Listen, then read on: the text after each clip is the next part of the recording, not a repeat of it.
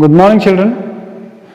This is Vaibhav Kulkarni, TGT Maths, Jawahar Navodaya Vidyalaya, Usmanabad, Taluka Turzapur. Actually, you might have seen so far so many videos I have prepared on class 9th standard maths, class 10th standard maths. My target is to finish off this 9th standard maths as well as 10th standard maths for the students. And along with that, I have also prepared some videos called as Basic Maths for All, in which so far I have almost completed 20 videos and I will be taking up to 40 videos.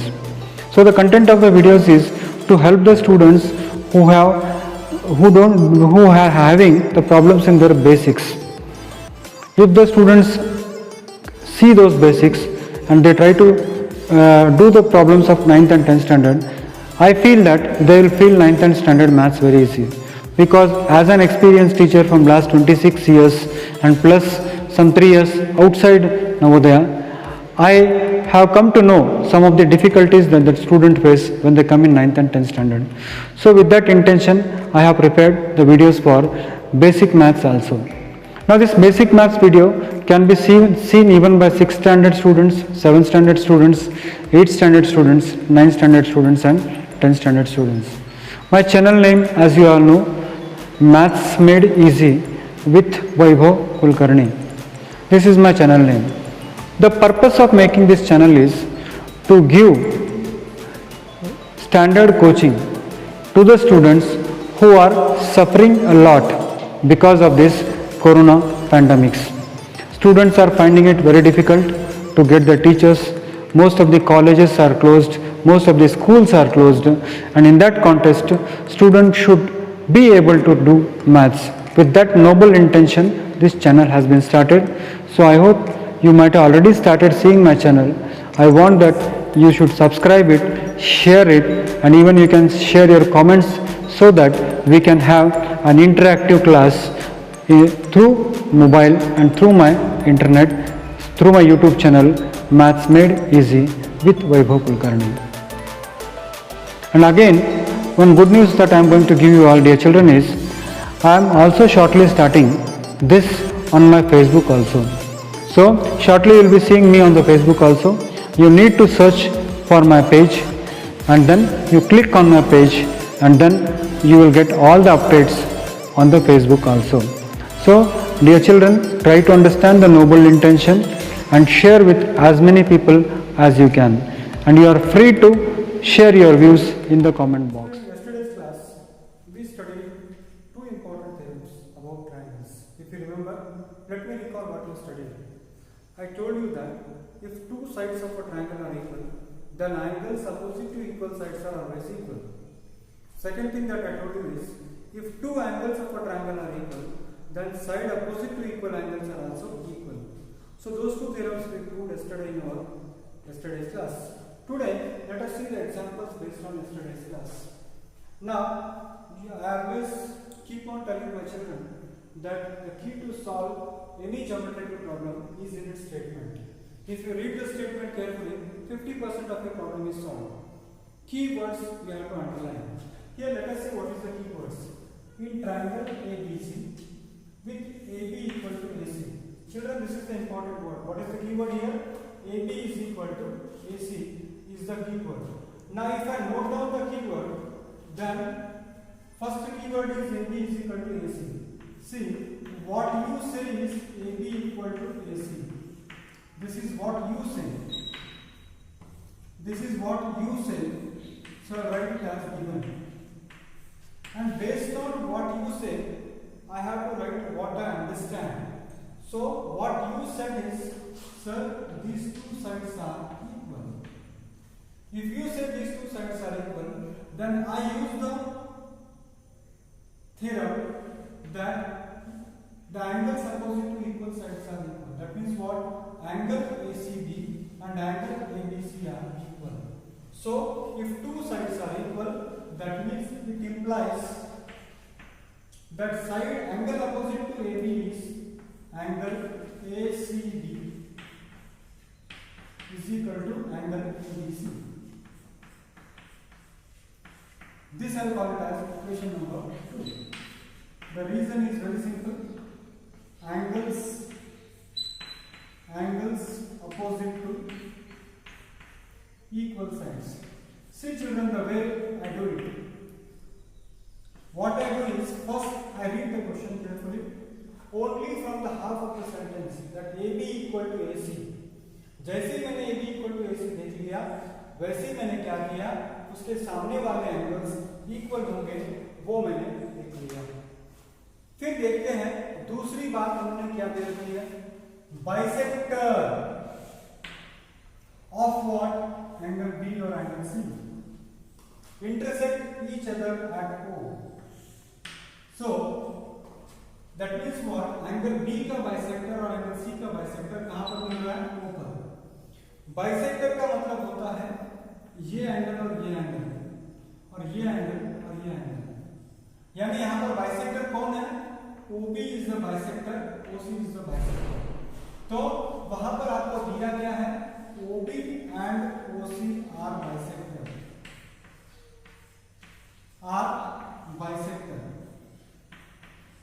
Bisector of what, bisector of what, angle B and angle C। तो वैसी अगर बात है तो मैं ऐसे बोल सकता हूं कि एंगल OBC और एंगल OCB इक्वल होगा, एंगल OBA और एंगल OCA भी इक्वल होगा, यानी इक्वल तो है। या फिर मैं ऐसे बोल सकता हूं कि दोनों एंगल अगर इक्वल है तो उसका आधा भी इक्वल होगा, या फिर वैसे भी हम कह सकते हैं। तो what is it, angle OBC is equal to angle OBA, angle OCB is equal to angle OCA। तो देखिए, based on what is said, these are the things that are interpreted. आपने जो कहा उस आधार पर मैंने इतनी सारी बातें लिखी। अब मुझे प्रूव क्या करना है उसके बारे में हम देखेंगे। मुझे प्रूव क्या करना है थोड़ा देखते हैं हम। OB इक्वल टू OC मुझे प्रूव करना है, OB इक्वल टू OC। तो मैं इधर आता हूं फिगर की तरफ। OB और OC कहां पर है सर, ट्रायंगल OBC के अंदर है। तो सारा काम इस ट्रायंगल OBC को लेकर ही हमें करना पड़ेगा। तो मैं यहां पर क्या करूंगा, इन ट्रायंगल OBC, बच्चों ऑलरेडी मैंने आपको बताया है कि B और C इक्वल है। तो B और C अगर इक्वल है तो B का आधा और C का आधा भी इक्वल होगा। मान लीजिए तुम दो दोस्तों 50-50 रुपए तुम्हारे पास है, तो तुम्हारा आधा पैसा उसका आधा पैसा 25-25 होगा। तो वैसे ही हमने ऑलरेडी आपको दिया है बच्चों कि एंगल B और एंगल C इक्वल है। तो अगर एंगल B और एंगल C इक्वल है तो half of angle B is equal to half of angle C, यानी एंगल B का आधा और एंगल C का भी आधा इक्वल होगा। और एंगल B का आधा यानी क्या होगा बच्चों, एंगल OBC। एंगल B का आधा होगा एंगल OBC, एंगल C का आधा होगा एंगल OCB, एंगल C का आधा होगा OCB। तो ध्यान देना बच्चों, हमने क्या प्रूव किया, हमने यह प्रूव किया कि ट्रायंगल BOC के अंदर दो एंगल्स इक्वल है। बच्चों अगर दो एंगल्स इक्वल है तो उसके सामने वाले साइड्स भी इक्वल होंगे, यानी OB के सामने वाला जो साइड है जो है आपका OC, और इसके सामने वाला जो साइड है बच्चों OB इक्वल होगा। यानी देयरफॉर हम ऐसे बोल सकते हैं कि OB इक्वल टू OC। और कारण क्या लिखोगे आप वहां पर, sides opposite to equal angles, sides opposite to equal angles,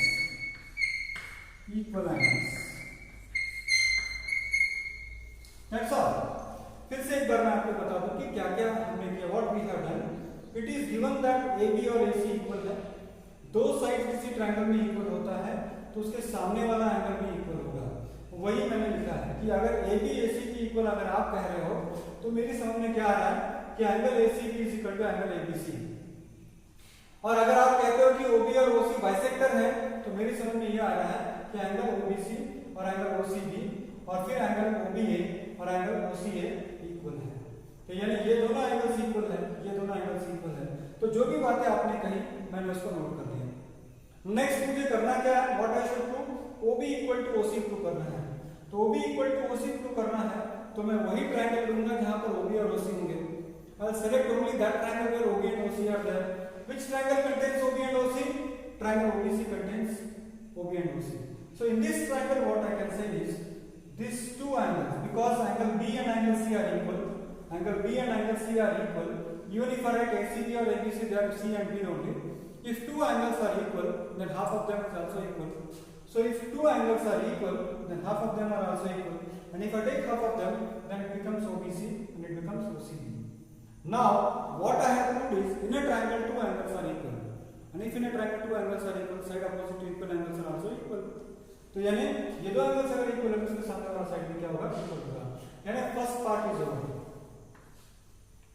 second part की तरफ देखें, AO bisects angle A। AO किसको बाइसेक्ट कर रहा है, एंगल A को बाइसेक्ट कर रहा है। तो इसको कैसे प्रूव करेंगे, देखिए मैं कैसे चालाकी यूज करता हूं। एंगल AOB लूंगा और एंगल AOC लूंगा, देखते हैं इनका क्या, इनके बारे में हम क्या क्या कह सकते हैं। In triangle AOB, in triangle AOB और दूसरा ट्रायंगल है AOC, दूसरा ट्रायंगल है AOC।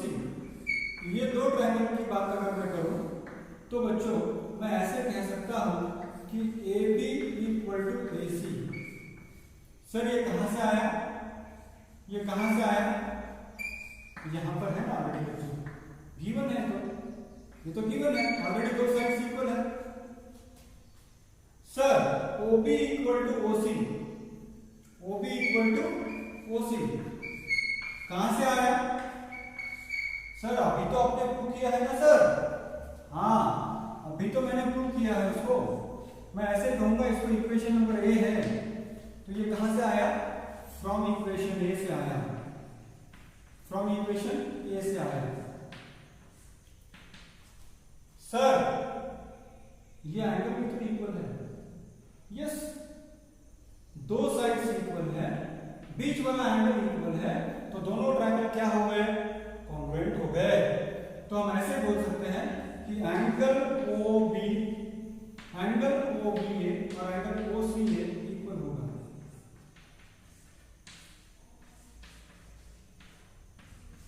ये भी गिवन है क्योंकि बाइसेक्टर बोलकर दिया है आपको, बाइसेक्टर बोलकर दिया है यहां पर, तो हम ये कह सकते हैं कि गिवन, ये भी गिवन है, या फिर आप कह सकते हो फ्रॉम इक्वेशन 3।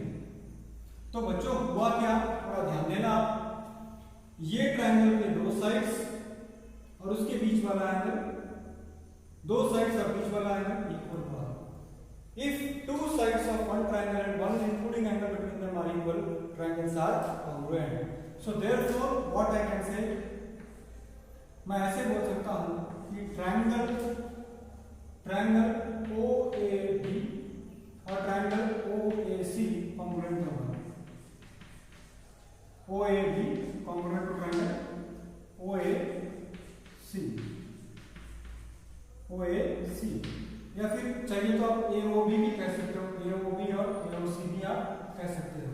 तो OAC और OAB क्या होगा, कॉन्ग्रुएंट होगा। और बच्चों अगर कॉन्ग्रुएंट हो गया तो CPCT के अंदर, CPCTC के अंतर्गत एंगल BO और COA इक्वल हो जाएगा। इंप्लाइज क्या होगा, angle BAO is equal to angle CAO। कहां से आया ये, बिकॉज कहां से आया, CPCTC। और बच्चों दो एंगल्स इक्वल हो गया तो हमारा सेकंड पॉइंट भी तो प्रूव हो गया।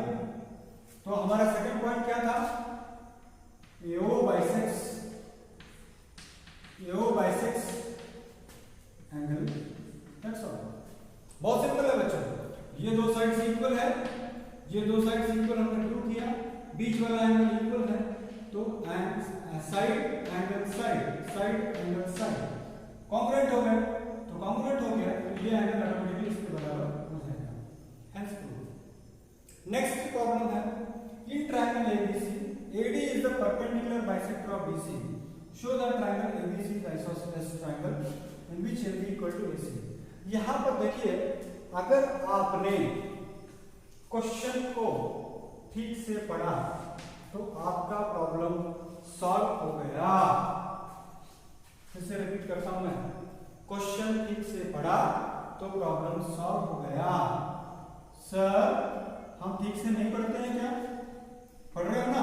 देखिए कैसे, मैं कैसे पढ़ रहा हूं, देखिए आप, AD is the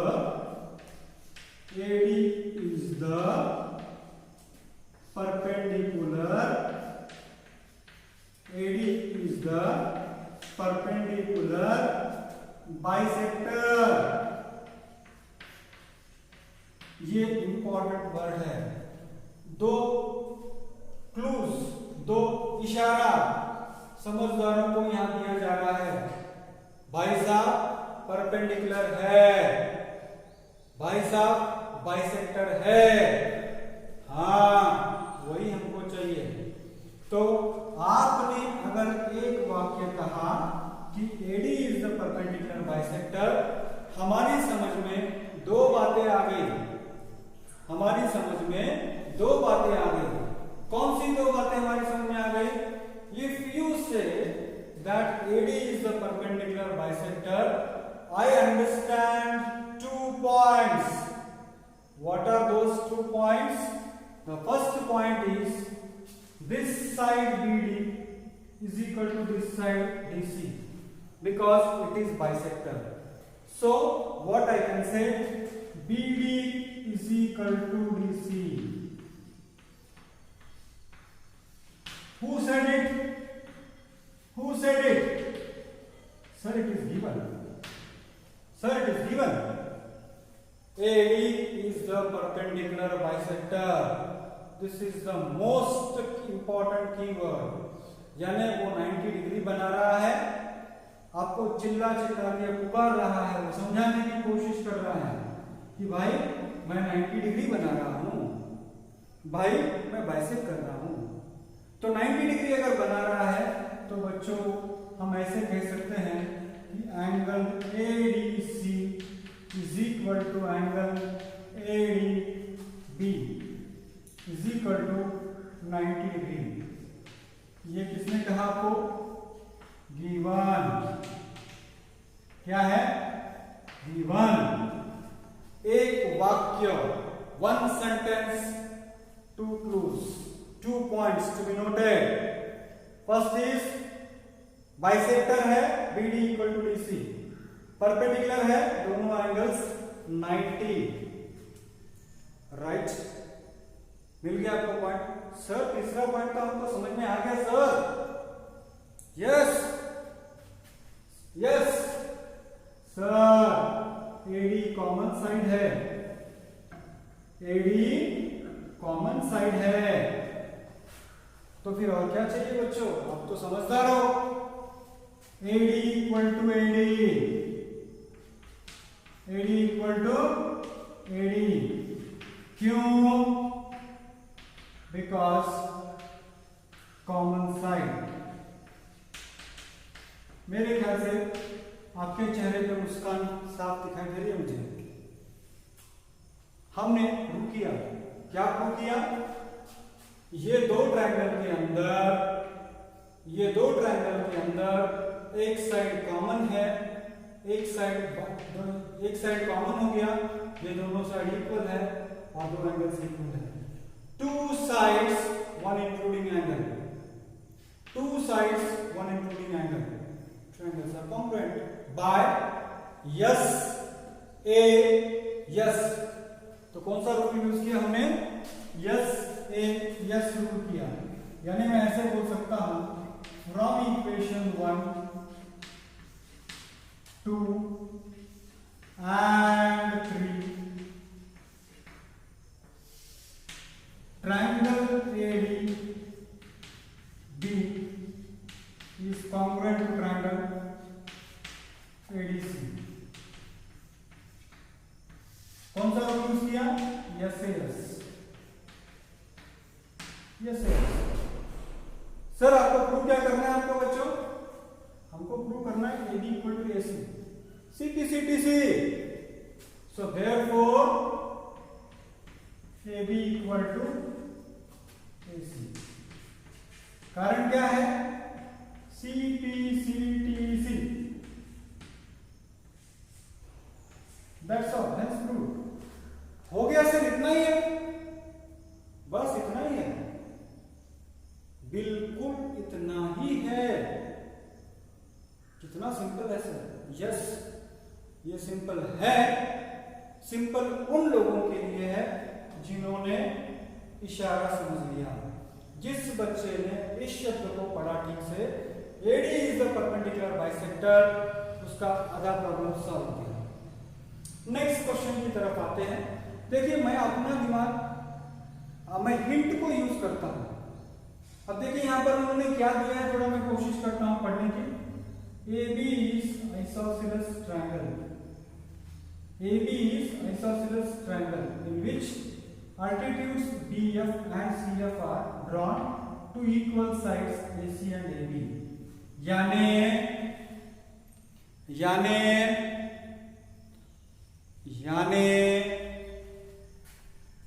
AB hint, पहला हिंट मुझे मिल रहा है, पहला हिंट मुझे मिल रहा है सर AB और AC इक्वल है। AB और AC अगर इक्वल है तो AB के सामने वाला एंगल और AC के सामने वाला एंगल इक्वल होगा। यानी AB के सामने वाला एंगल होगा यह वाला, और AC के सामने वाला एंगल होगा, the angle opposite to AC will be this one. So from the first hint I will write the first conclusion. So the first conclusion says, first hint says AB equal to AC. I did not say that, it is given. And if AB equal to AC, what I understand is angle ABC, angle ABC is equal to angle ACB. And the reason you know very well. What is the reason? The reason is angles opposite to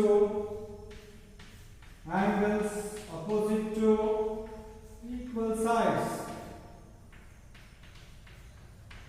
First hint.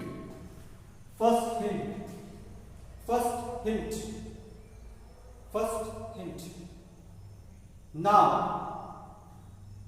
एक बात मैं आपसे पूछना चाहूंगा बच्चों, बड़े प्यार से, अगर ABC और ACB इक्वल है तो थोड़ी सी AB की लंबाई घटा दूं तो FBC और ECB तो सेम होगा। तो ध्यान देना मैं क्या बता रहा हूं। थोड़ा इसको इतना सा मैंने कट कर दिया तो ABC एंगल की बजाय FBC एंगल बन जाएगा। थोड़ा सा ऊपर का कट कर दिया मैंने। Instead of writing ABC I write it as FBC। Instead of writing ACB I write it as ECB। कोई फर्क पड़ेगा? क्या फर्क पड़ता है सर? कुछ भी नहीं पड़ता फर्क, सही आपका कहना है। इसको मैं लिखूंगा ABC की बजाय मैं लिखूंगा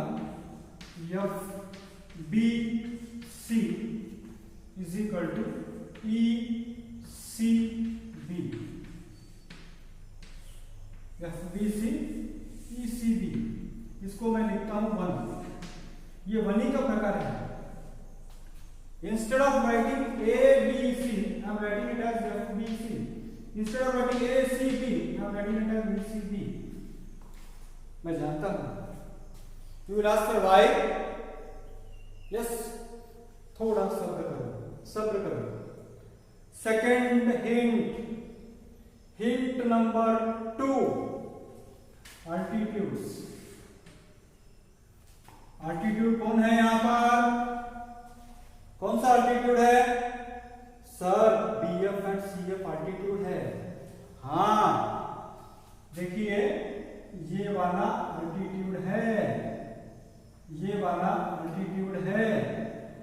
अल्टीट्यूड हमेशा 90 डिग्री बनाता है।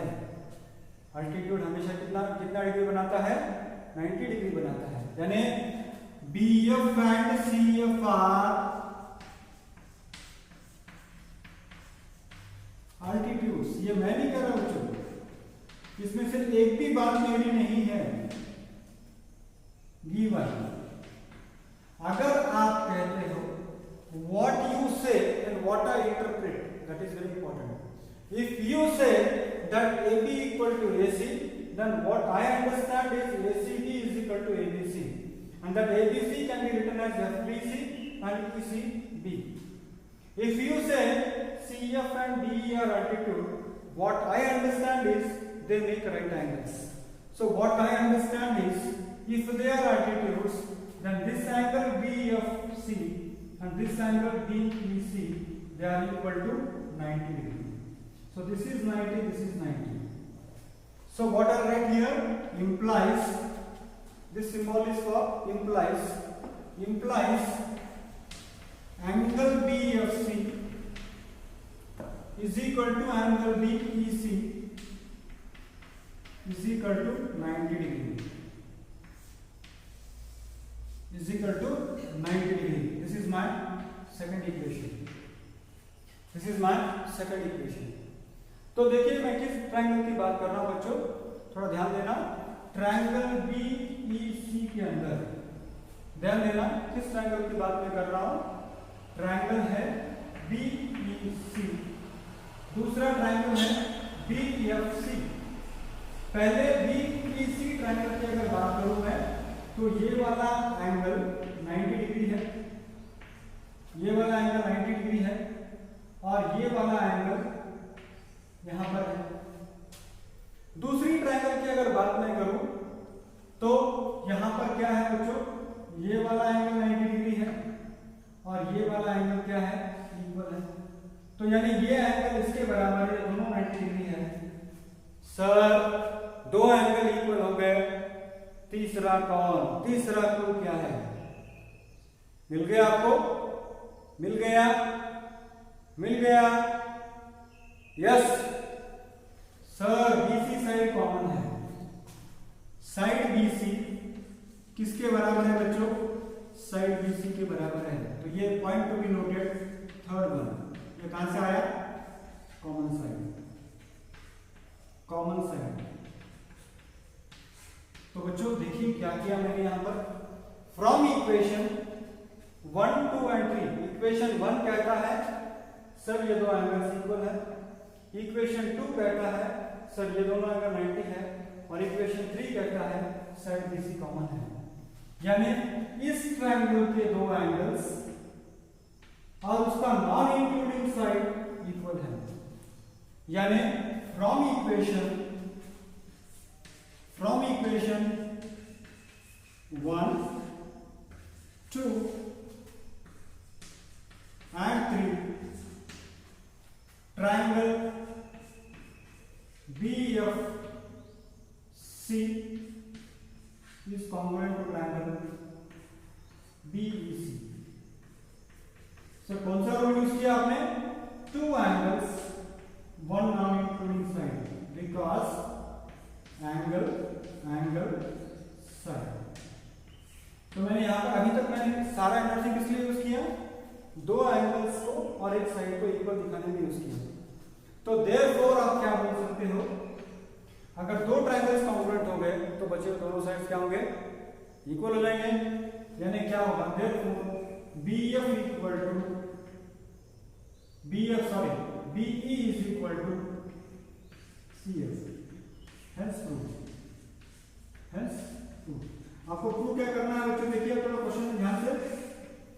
Show that these altitudes are equal, यानी दोनों अल्टीट्यूड्स की लंबाई इक्वल है।